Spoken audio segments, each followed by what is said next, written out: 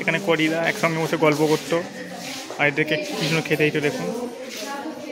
একটা কম্বলের ওপর, ছেঁড়া কম্বলের ওপর একটা বেঁধে একটা থাকে।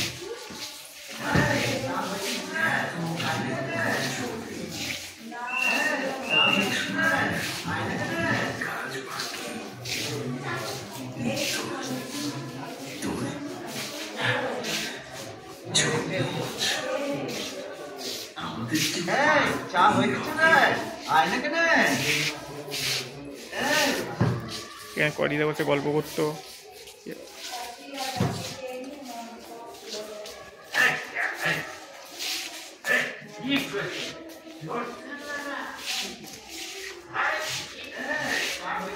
এটা হচ্ছে করিদার ভেতরে বাথরুম।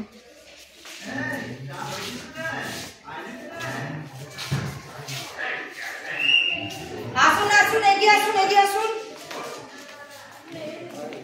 দাঁড়াও